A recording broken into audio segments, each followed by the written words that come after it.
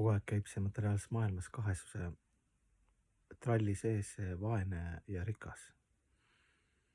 Et kas siis parem on rikas olla? No vaimsed inimesed räägivad seal, et oh jumal, et seal on isegi pühak seal, keegi sai seal, annetas talle seal kuldmündi või midagi. See pühak mingi aja pärast jooksis tagasi, ütles, et võta, et see oli nii raske koorem, et ma ei taha seda kooremt kanda, et võtta tagasi see münt.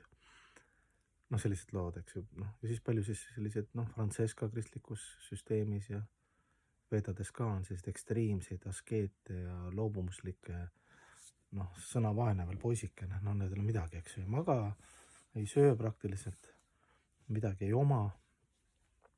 No siis ma siin oma platvormil vaatan, mõtlema, et tahaks ka selline olla. Vaevalt, et keegi nagu väga nii tahab olla vaene. Kuna teada oma neid piire. Ja siis väga rikas. Võib-olla seal keskel on kõige parem olla, eks ju, budistlik kuldne kesktee.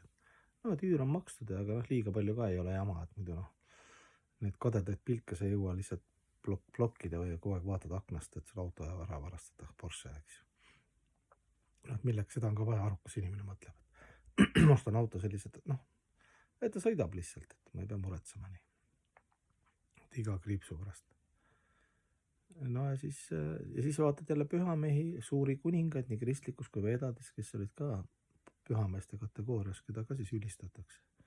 Kellel oli seal mitu naist veel, suur kuningriik ja Jüdisthiira, eks ju, kogu maailma valitseja mingis etapis 5000 aastat tagasi.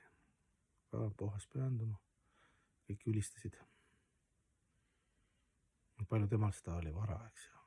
Pärast Kuruksete lahingut sai nagu kõik valdused.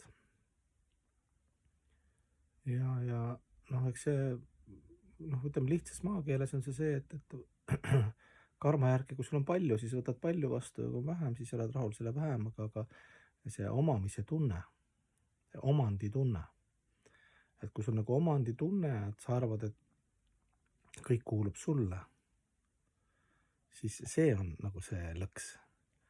Et kus palju asju on, sa saad aru, et see on Jumala armulikkus, võtad tänulikkusega vastu, kasutad maailma ja teiste teenimiseks, Jumala teenimiseks, eks ju. Siis see asi ei püüa siin sinna karma, heade ja halbade tegude järel mõju lõksu ja surmasünni lõksu, samsara lõksu. Et lihtsas keeles on siis päris niimoodi loogiliselt kõlab. Annad endast parima, ei ole nii, et veri on ninast väljas, eks ju, siis paned toorest hommikust õhtuni aastakümned ja siis saad lõpuks selle oma asja ja siis jätad keha, sest see on aeg läbi ja tervis läbi, eks ju. Et see on nagu rumalus niimoodi ja siis või siis üldse mõte, et see materiaalne maailm on vastik ja rikkus on vastik ja küllus on vastik ja see on kõik maia, illusoorne energia ja ei, see on ka püha Jumala energia, kasutad ära, lihtsalt küsimus on see teadvus. Et kas sa samastad asjadega, arvad, et sina oled valitseja, nende asjade valitseja oma ja või sa mõtled, et lihtsalt seal ikka Jumal on mulle võimaldanud asjad ja püüame nüüd seda siis armastuses hallata, vallata ja väga suure alandlikkuse ja tänulikkusega nende asju, isegi keha kohta öeldakse, et võimalikult hästi keha templit austada, et annad pärast, kui keha jätad, siis võimalikult korras nagu selle keha ära looduselementidele tagasi.